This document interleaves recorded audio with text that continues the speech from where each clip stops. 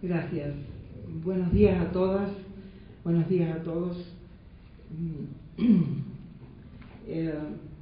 Me he emocionado escuchando la intervención anterior, porque cuando nosotros sabemos y podemos palpar, como en el caso de ahora, que a las palabras se le pone el cuerpo, y decir cuerpo en el caso de Colombia es decir la vida, impresiona. Yo realmente estoy conmovida por lo que escuché. Bien, también sumando otras miradas a la realidad del continente, quiero expresar en primer lugar una alegría que siento. Voy a pasar los papelitos para allá porque todavía el tiempo una alegría profunda que siento de poder vivir en este tiempo. Y me sorprendo a veces, y quiero comunicarlo y compartirlo con ustedes, me sorprendo cuando pienso que me voy a encontrar reflexiones más duras en el sentido de la fuerza de patear para adelante históricamente, y veo como tantas lamentaciones, quejas, la suma de los problemas. Es como, bueno, tal vez se pensaba que era más fácil o más sencillo el tema del cambio. Entonces, yo he titulado a mi trabajo, porque el espectro es muy amplio, y quiero tocar un enfoque de este tiempo, y es desde los movimientos sociales, y he puesto el título de las revueltas a la revolución. Y esto define el cambio del tiempo político y de las tareas políticas de los movimientos en el tiempo de hoy. Y lo podría haber titulado también, y lo quiero decir porque es la hipótesis central del tema, que podría haber dicho de actores de la protesta a sujetos políticos. Es un poco el mismo concepto que encierra el título del trabajo.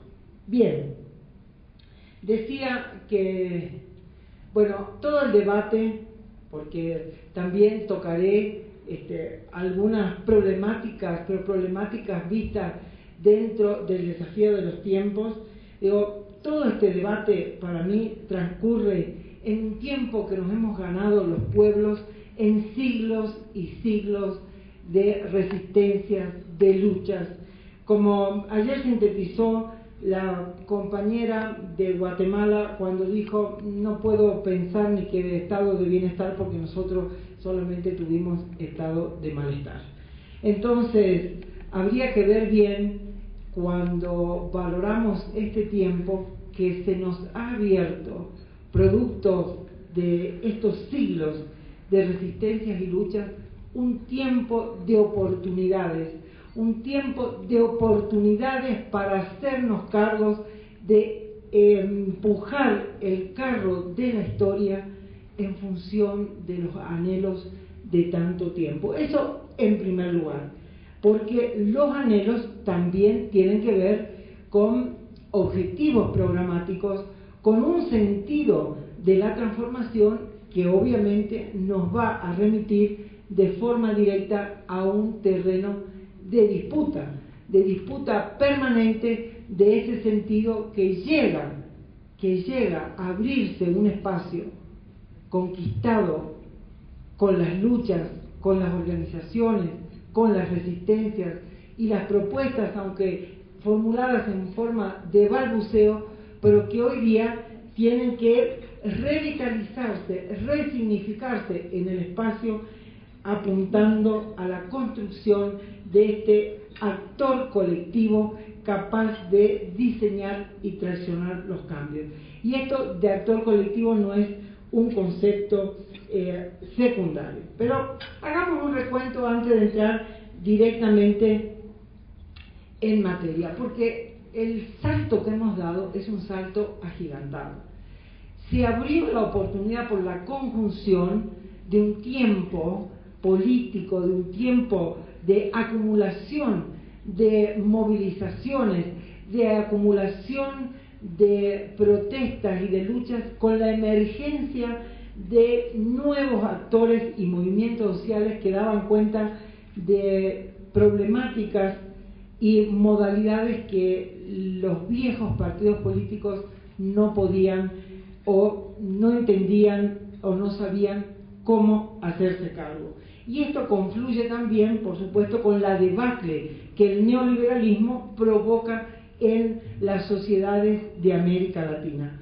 La ruptura, el quiebre, el default, depende, los países, nosotros aquí en el Cono Sur hemos vivido grandes levantamientos, dada vuelta de gobierno, expulsión de gobernantes, unas manifestaciones impresionantes de pueblos, que diríamos una multitud organizada que salió a las calles a decir: aquí estamos y no vamos a permitir que se siga despojándonos de nuestro derecho a la vida.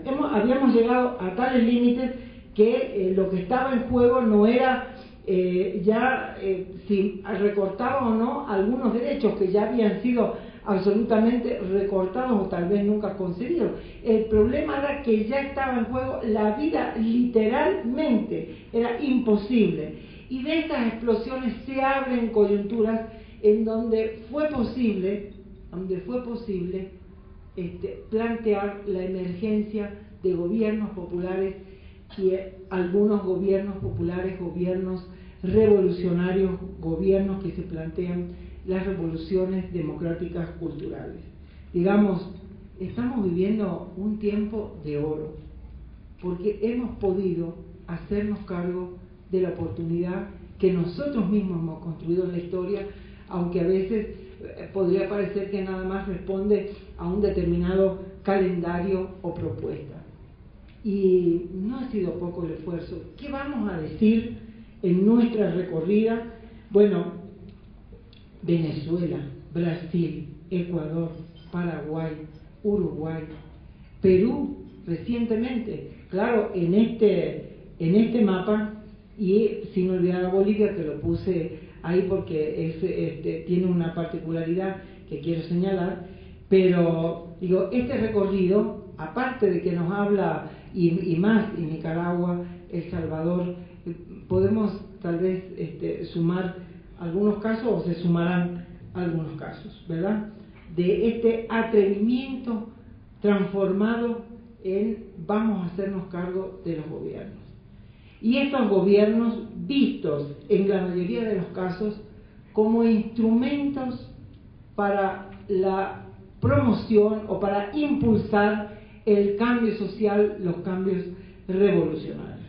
Claro, una cosa, un tiempo es la llegada y otro tiempo es el que se abre a partir del ejercicio del poder político del gobierno de hacerse cargo del Estado. No es lo mismo cantar a capela en la ducha que estar haciéndose cargo de la orquesta después, ¿no? Porque hay, por haber asumido el tiempo histórico de haberse hecho cargo, no en todos los países ocurrió lo mismo. Quiero recordar con ustedes, compartir que, por ejemplo, el caso de Argentina, que fue capaz de voltear el gobierno, que ningún gobernante se podía quedar, tuvimos como 5 o 6 gobernantes en una semana, con un movimiento social de los piqueteros, que ustedes lo habrán escuchado de tanto verlo en los noticieros, con un pueblo en las calles, con años de acumulación. Sin embargo, no se tuvo la fortaleza de plasmar en un programa de gobierno y hacerse cargo del gobierno. Por eso, cuando muchos pretenden quejarse y demostrar ciertas debilidades del gobierno que tenemos, a mí me llama a una sonrisa con cierta lectura crítica, ¿no?, de aquellos que no fueron capaces de ponerse adelante de las luchas de la historia y ahora critican a aquellos que con mayor o menor debilidad que se le pueda señalar se hicieron cargo de un país que estaba en la bancarrota, y además se hicieron cargo bastante bien para el tiempo. Se querrán más cosas, bueno, la historia es abierta, no es el fin, son recomienzos permanentes. Bien, la excepción de Brasil y Uruguay, que vienen de fuertes tradiciones partidarias plurales, porque son como una especie de partido frente, tanto el Frente Amplio, que lo tiene, bueno, en su nombre, como el PT, ¿verdad? Los otros casos son más bien de haberse hecho cargo de la oportunidad, pero tienen una debilidad seria en la ausencia de un sujeto, de un actor colectivo como sustrato de ese proceso, y es una falencia que marca, yo creo, las tendencias actuales, fortalezas y también debilidades de estos gobiernos, porque son raíces débiles de organizaciones sociales, sindicales, indígenas, de pobladores urbanos y rurales. En el caso de Bolivia es, digamos, exactamente lo contrario, porque es un gobierno que emerge directamente de la acumulación de grandes luchas sociales, y uno recuerda, digamos, tres: la guerra del agua, la guerra del gas 1, la guerra del gas 2, pero son muchas más, hay un proceso muy prolongado de acumulación. Y yo voy a venir a bailar en casa del trompo, así que no me voy a poner a ustedes a contar la historia que conocen, pero tengo que dar algunos elementos para que se sepa en qué estoy afianzando lo que sostengo, ¿verdad? Bueno, esta gran acumulación que propone y produce y abre la posibilidad a la construcción de articulaciones intersectoriales muy poderosas, y el que se da en las tres guerras, ¿verdad?, afianza también la posibilidad de pensar colectivamente, porque no se puede avanzar políticamente y orgánicamente mucho más allá de lo que somos capaces de construir en nuestras propias prácticas día a día. Y esto abre las puertas para pensar el MAS como instrumento político de los pueblos desde las organizaciones sociales mayoritarias. Disputar la presidencia, recordemos, en aquella época que no se daba más de 10 centavos por aquello. Entonces, la valentía, el haberse atrevido a decir vamos por ahí, digo, tiene un valor incalculable. Y más allá, si además se logró el éxito de la propuesta, porque es el atrevimiento de los más abajo y de los más olvidados. Y ahí yo creo que se marca una grieta fundamental en América Latina, pero una grieta muy positiva. ¿Y por qué? Porque nuestra América, la del Río Bravo a la Patagonia, como dijo José Martí, que es nuestra América. Ahora sí que estoy fregado porque estoy en la introducción. Bueno, pero así quedo a mano con Carlos y con Camilo, perdón, y tenemos que seguir en las preguntas.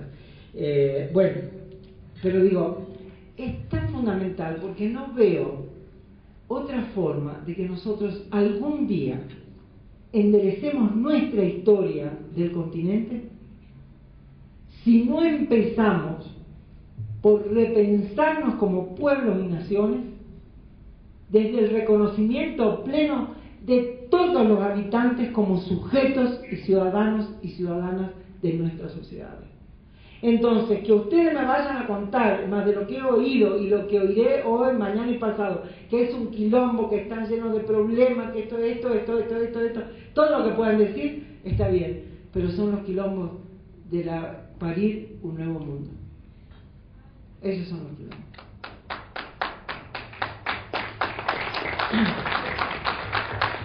entonces a pensar desde lo nuevo, que se atreve a romper los paradigmas. ¿Cuál es la propuesta? ¿Dónde está el programa? Claro que no está todo hecho. ¿Cómo se puede construir desde abajo de forma participativa, que implica la consulta permanente, la reevaluación permanente, y tenerlo ya todo hecho y decir aquí está? Entonces, mentira. Es una cuestión de dos sabios que le dicen a los demás, sígueme. Es una cuestión evangélica, es una cuestión de ir a hacer otro tipo de cosas que no es la política que están demandando nuestros pueblos, que han crecido, han madurado y dicen aquí estamos. Es verdad que con 1.000.000 de contradicciones, y a eso me quiero referir, ya que tengo pocos minutos, quiero puntualizar en eso. Pero no quería entrar en hablar de las contradicciones y problemas sin marcar esto, porque pareciera que andamos muy mal, y eso además se fortalece por todos los medios. Es la hegemonía histórica del poder que nos demuestra que andamos mal, que nos equivocamos. Y yo digo, y sí, digo, un error nomás, 10 errores nomás, pero qué poquito. Pero si ustedes son impresentables, tienen 1.000.000 de errores, han llevado el mundo, el planeta a la debacle. Las ayudas humanitarias se llaman guerra, bombardean, eliminan, acaban con la humanidad, y vienen a criticar que nosotros tenemos un error, porque no sabemos llenar una planilla. Óyeme, pero eso no es nada, eso es una maravilla. Ahora bien, después de que tenemos nuestra autoestima tranquilita, y que sabemos que tenemos la razón de la epopeya histórica, que estamos bien y que de ahí no nos movemos, tenemos la obligación de pensar que tenemos que hacernos cargo de este tiempo. Porque el champán, una vez que se abre, las burbujas se evaporan muy rápido de la copa, y no se trata de que hayamos hecho esto para la fiesta de unos pocos añitos y se dé la vuelta atrás. Y no me estoy refiriendo a Bolivia, sino a todos nuestros procesos, de la responsabilidad que tenemos de tratar de profundizar el proceso, en el sentido, con los protagonistas, los nombres, bueno, son responsabilidades de los pueblos, pero profundizar el camino de justicia, de equidad que se abrió, profundizar el camino de repensar la civilización para avanzar una nueva civilización superadora de las propuestas civilizatorias del siglo XX. Entonces, esta oportunidad la tenemos que pensar así. Y esto de pasar de la revuelta a la revolución, de actores de las protestas y reclamos a sujetos, tiene que ver con eso. Porque yo marqué aquí una cuestión en el tema de la construcción del poder desde abajo y de los actores, que a mí me preocupa profundamente. Y es el tema cultural, es el tema de la mentalidad, que no es un problema. La realidad para mí nunca es un problema, para mí la realidad es un dato. Es decir, la realidad es, tú tienes dos trabajos, o la tomas o te va a cachetear en contra. Entonces yo veo cómo es la realidad. La realidad es que, bueno, nos ha cambiado el piso. Ahora podemos protagonizar, y siempre lo pienso como mujer, ¿no? También, que nos permite aprender nosotras, que apenas hemos tenido el permiso para salir de la casa. Tenemos que ver cómo no le pedimos permiso a los maridos para poder estar en el espacio público, aprender a movernos sin permiso y que nos vengan a decir que lo hacemos mal. Claro que lo hacemos mal. Yo antes no podía ni agarrar un micrófono, tartamudeaba, tenía que ir al baño, me daban náuseas. Y después aprendí de una indígena boliviana que se llamaba Jacinta Mamani, ella era de la Bartolina Sisa, que me dijo, hay que hablar, sea como sea, yo no me voy callada para mi casa, después de muchísimos años. Y yo aprendí esa lección y dije, aunque me muera, hablo. Parece que la aprendí bastante bien, porque ahora ya no me alcanzan los minutos. Bueno, pero porque nosotros no podemos tenerle miedo a nuestra historia. Nosotros no podemos tener desconfianza de los pueblos. Yo a veces me extraño, me alarmo como desde sectores que se suponen de izquierda o de avanzada, cuando uno habla de construir participativamente, de colegiar, de comenzar por la pregunta y no por la respuesta, y ya tienen miedo, porque en el fondo hay desconfianza entonces del pueblo que se dice que es el protagonista de la historia. Claro, porque no puede ser espontáneo. Y hay que trabajar en la formación de la conciencia, pero no con sentido de catequesis, sino con sentido de Pablo Freire. Hay que retomar e introducir en nuestra construcción política la educación popular que comienza por el reconocimiento de que los otros tienen saberes válidos que hay que poner en común para construir un saber colectivo, que es construir conciencia desde las realidades, porque la conciencia está, pero está fragmentada, oprimida, ahogada. Si nosotros no comenzamos por ahí, por muy geniales que sean los planes, porque a veces me dicen los compañeros, en algún lugar, ¿no?, que estoy haciendo una investigación, hablando con compañeros de los gobiernos, pero tan buena la propuesta y la gente no la quiere. Y entonces yo le digo, pero ustedes le preguntaron a la gente, porque si no le preguntas, la gente después no lo cuida. Yo me acuerdo en Cuba la experiencia de los edificios de microbrigada, que son barrios comunes, con los jardines, ¿no? Y la lucha más grande, yo sobre todo que yo vivía en la planta baja, el jardín a veces era un basurero. ¿Por qué? ¿Por qué no se cuidaba? Toda la comunidad no hacía del jardín, bueno, el parque para todos pasear. Porque tú no le habías preguntado si quería. Es por ahí que uno tiene que empezar. Porque la revolución no se hace para cumplir con un manual. La revolución no se hace para quedar bien 2 o 3. Es para que el pueblo viva feliz y contento. Los pueblos. Entonces los pueblos saben cómo tienen que vivir para vivir felices y contentos. Y como esto no es espontáneo, porque si es espontáneo va a ir poco a poco sin darse cuenta para las alternativas del poder hegemónico, hay que comprometerse con esta labor de abajo, escuchando y construyendo conciencia y saber colectivo. Y ahí es donde yo creo que esta vieja mentalidad y esta ausencia de pensamiento dialéctico, que la dialéctica es una palabra que está olvidada, pero llamémosle teoría de la complejidad en el siglo XXI, que es más o menos como la dialéctica del siglo XXI, ¿verdad? Que ya no es la de Hegel, pero la que da cuenta de estas contradicciones que están en la complejidad. En pocos minutos termino. ¿Por qué? Porque creemos que hablamos de revolución, y yo hablo de revolución, pero hablo de revolución en el sentido de revolución social, no como acto insurreccional. Las revoluciones sociales que solamente son concitadas, construidas, inventadas desde abajo por los pueblos y que se van haciendo en la medida que los pueblos son capaces de irla construyendo. Y esto nos lleva también a entender que es un camino con muchas contradicciones y donde la prueba y el error es parte del proceso. Por eso el control popular, que no solamente es ir yo pido cuenta, sino que es como lo vemos a veces de inmediato, la rendición de cuentas, el control popular, que es hacerse cargo de evaluaciones periódicas de lo que estamos haciendo, porque es lo que nos permite recuperar lo hecho para madurar y crecer entre todos. Si esa valoración la hacen 100, 1000 o 2000, hay un resto que no sabe por qué avanzó ni por qué se equivocó. Esto para mí es parte del control, compartir la evaluación, superar el espontaneísmo. ¿Cuántas veces, yo que digamos ya casi que en esta tratar de argumentar una y otra vez la construcción desde abajo, se cree que lo desde abajo es como no organizado, espontáneo, que crece como la hierba.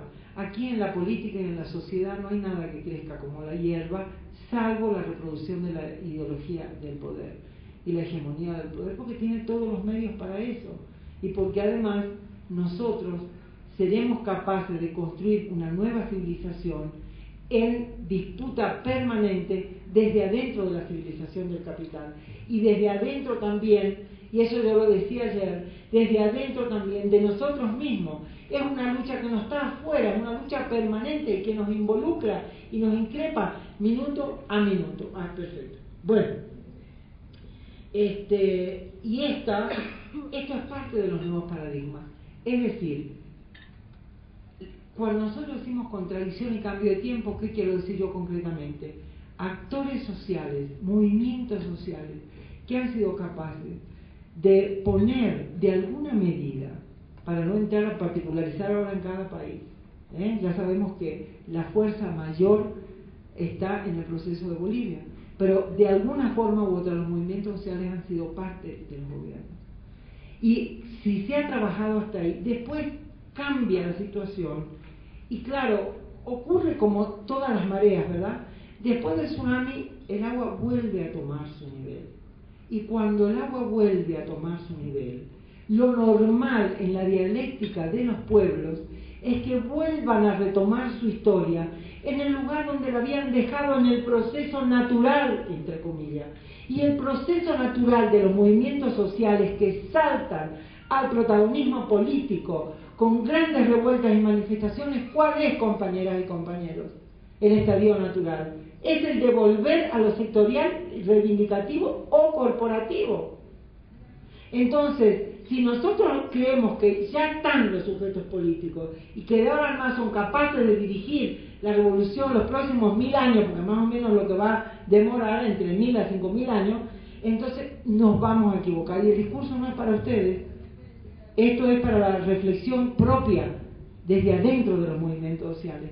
Tenemos que no tener miedo para darnos cuenta del retroceso natural que se produce cuando desaparece la situación de confrontación vida o muerte. Y en esa situación uno vuelve a pensar en sí mismo.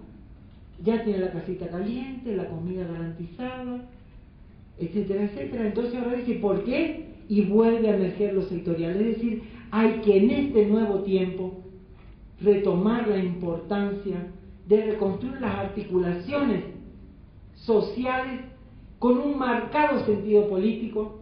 Hay que buscar los nexos, los puentes que hacen que un problema social tenga que ver con el otro. ¿Qué tiene que ver el drama de mi sector con el otro? Eso es política. Hacer política no es estar en un partido, y este no es un discurso contra partido, pero quien reduce la política, la actividad político-partidaria, se equivoca y la diseca completamente. La política hoy es política de multitudes, de millones, y es labor nuestra lograr que así sea. Y los partidos que estén en el medio de eso, como los movimientos, como todo. Y quiero rescatar acá algo, digamos, todo lo que dijo Camilo fue importantísimo y central, pero él decía, hablarle al país. Ese hablarle al país es descubrir estos códigos comunes que tiene que ver el drama de mi sector con el del otro para construir ese actor colectivo, que es articulación de problemáticas, articulación de actores, pero no es suma, compañeros. No es la suma de la reivindicación en la que nos va a dar una organización política. Es pensar nuestro drama en una dimensión diferente, que es la dimensión colectiva. Y no solamente, porque no tenemos tiempo, quiero ya ahora sí terminar, y no solamente a nivel de los países constituidos, sino que nuestra perspectiva civilizatoria de lo nuevo, que implica a todo el planeta, pero empieza por pensarnos también como parte del continente. No podemos ahí venir a hacer la del avestruz y creer que el nuevo mundo va a emerger en cada una de nuestras parcelas. Mirado el planeta, necesitamos construir un sujeto revolucionario mundial, necesitamos reencontrar una civilización de la humanidad que termine con las guerras, que termine con la repartija de los recursos de vida y que todos se pongan en sintonía de nuevas racionalidades. Para ese camino falta mucho, pero empieza por casa. Empezó ayer y se retoma hoy. Muchas gracias.